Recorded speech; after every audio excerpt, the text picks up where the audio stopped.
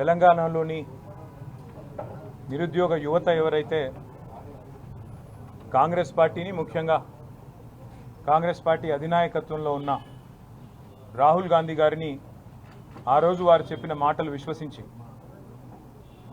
మొదటి సంవత్సరంలోనే అధికారంలోకి వచ్చిన తర్వాత మొదటి సంవత్సరంలోనే 2 లక్షల ప్రభుత్వ ఉద్యోగాలు మీకు అందజేస్తాం, ఇది కాంగ్రెస్ గ్యారంటీ అంటూ అశోక్ నగర్ దాకా వచ్చి ఏదైతే నమ్మబలికే విధంగా ఆ రోజు వాగ్దానం ఇచ్చారో దాన్ని నమ్మి ఆ రోజు ఉన్న బీఆర్ఎస్ ప్రభుత్వాన్ని ఖచ్చితంగా ఓడించాలనే ఒక సంకల్పంతో ఇవాళ నా పక్కన నిలబడ్డ పిల్లలందరూ ఆ రోజు మాకు వ్యతిరేకంగా ప్రచారం చేసి మమ్మల్ని ఆ రోజు ఓడించేదానికి శతవిధాల ప్రయత్నం చేసిన పిల్లలు ఇవాళ ఇక్కడ నిలబడున్నారు.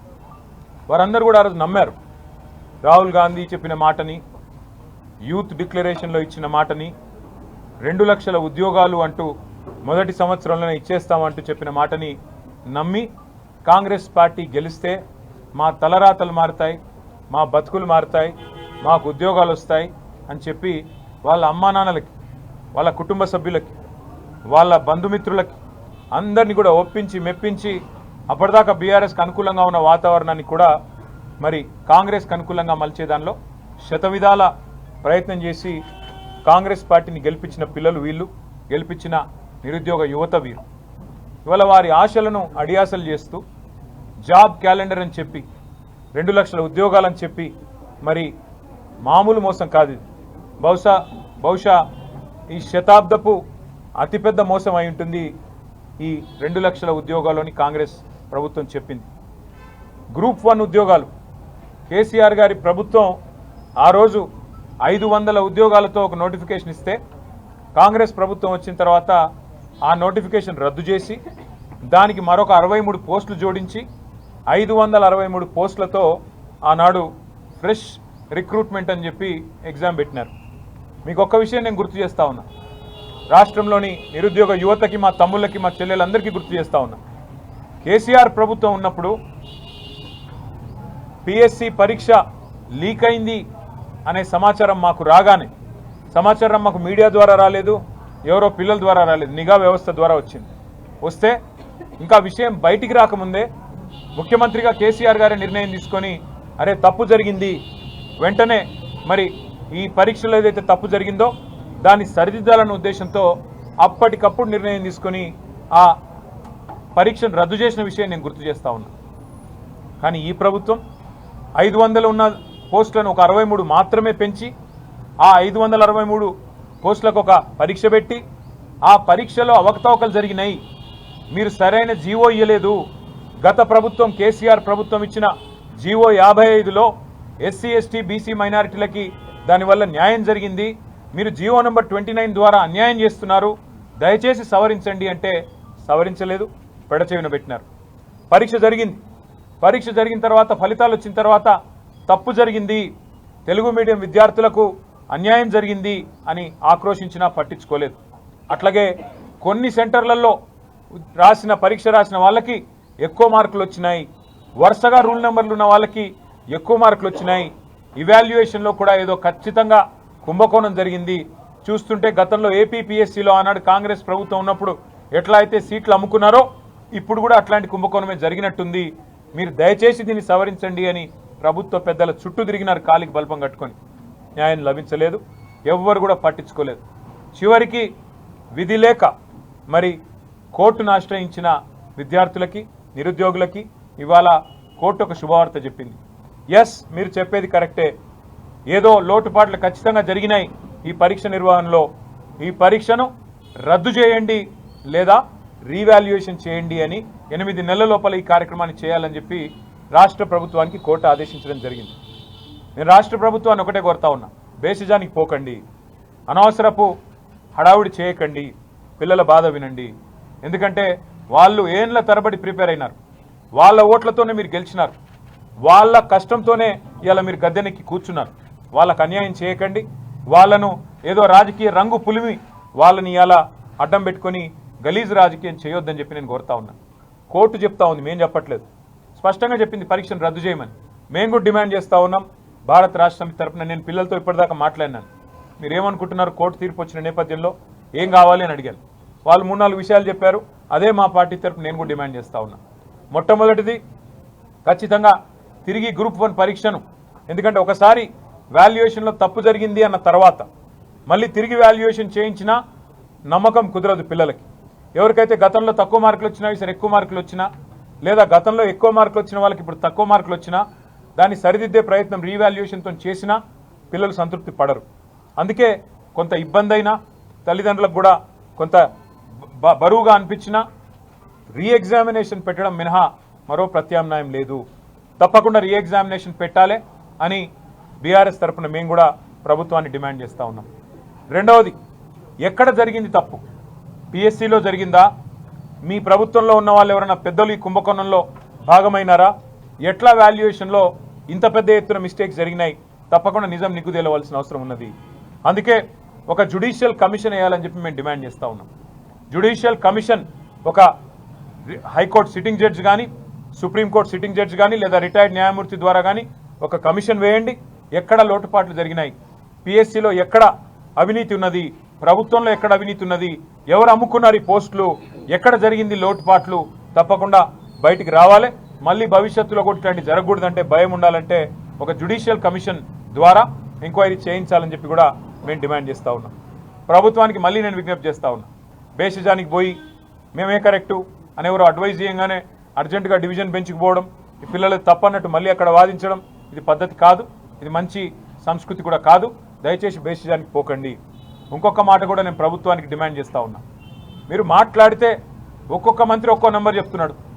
ముఖ్యమంత్రి 60,000 ఉద్యోగాలు ఇచ్చినామంటాడు, లెజిస్లేటివ్ అఫైర్స్ మినిస్టర్ గారు 70,000 ఉద్యోగాలు ఇచ్చినా అంటాడు, బీసీ వెల్ఫేర్ మినిస్టర్ గారు 1,00,000 ఉద్యోగాలు ఇచ్చినామంటారు.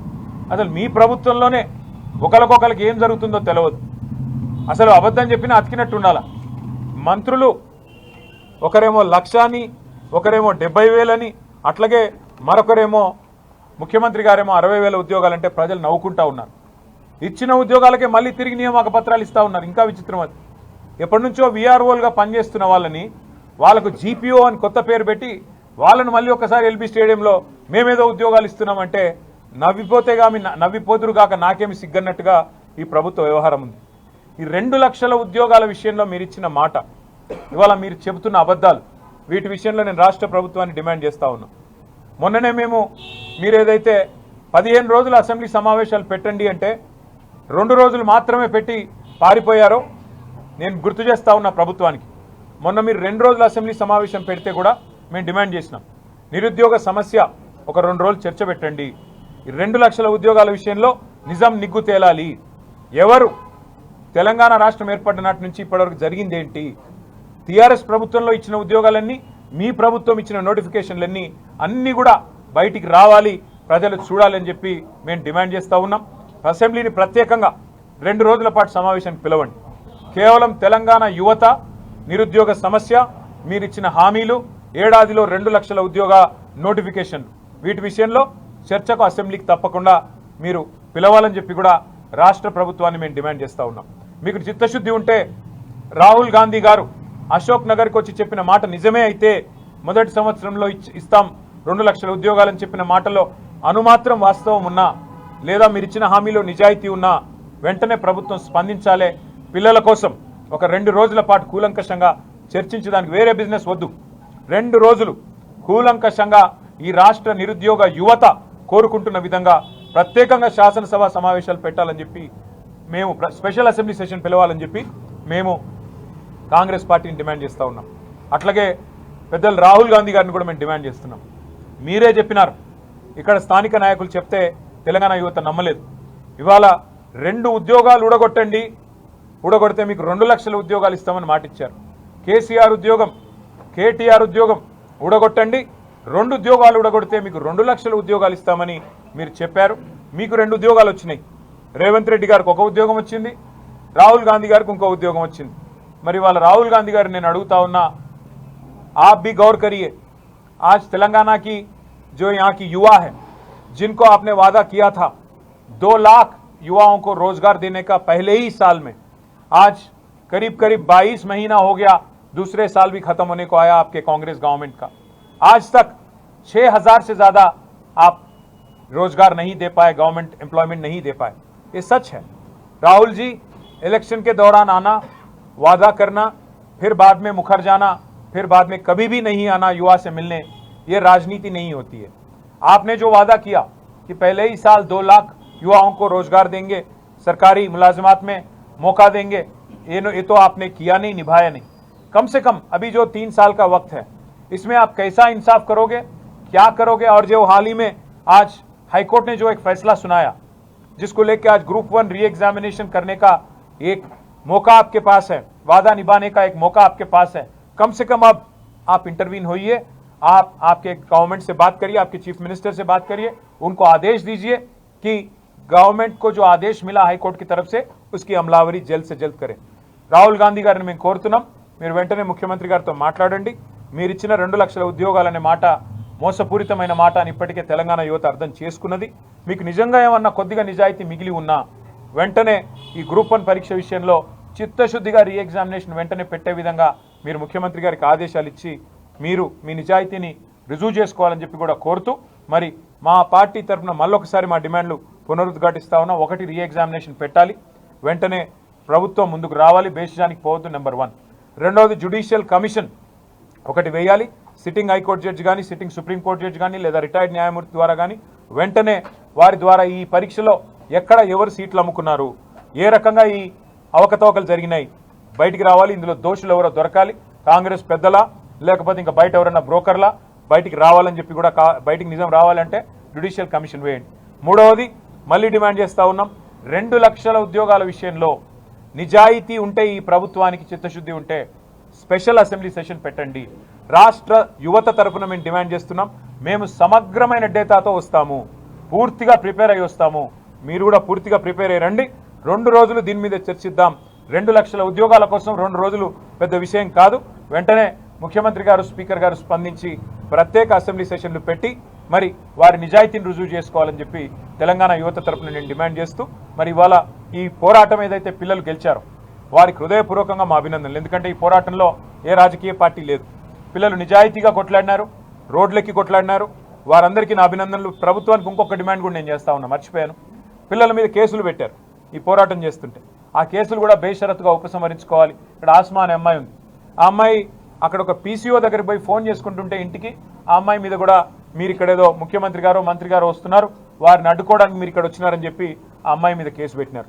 ఇట్లా ఎంతో మంది పిల్లల మీద అశోక్ నగర్లో ఆందోళన చేస్తుంటే తమకు న్యాయం కావాలని జీవో నంబర్ 29 విషయంలో, జీవో నంబర్ 46 విషయంలో, అట్లాగే గ్రూప్స్ విషయంలో, ఏదైతే జాబ్ క్యాలెండర్ విషయంలో ఆందోళన చేసిన పిల్లల మీద మరి మీరే చెప్తున్నారు ప్రజాపాలన అని, ప్రజాపాలనలో నిరసనకు చోటు ఉండాలి, ప్రజాపాలనలో ప్రజల వాయిస్కి చోటు ఉండాలి। కాబట్టి ఈ కేసులన్నీ, పిల్లల మీద పెట్టిన కేసులన్నీ బేషరతుగా విత్డ్రా చేసుకోండి, కావాలంటే కేసులు మా మీద పెట్టుకోండి, మాకు అభ్యంతరం లేదు, కానీ పిల్లల మీద పెట్టిన కేసులు ఉపసంహరించాలని చెప్పి కూడా మా పార్టీ తరఫున డిమాండ్ చేస్తూ, మళ్ళీ ఒకసారి పత్రికా మిత్రులందరూ కూడా ఈ పోరాటంలో మీరు కూడా సహకరించారు పిల్లలకి, మీకు కూడా ప్రత్యేకంగా మీడియాకు కూడా హృదయపూర్వకంగా ధన్యవాదాలు, అభినందనలు, థ్యాంక్ యూ।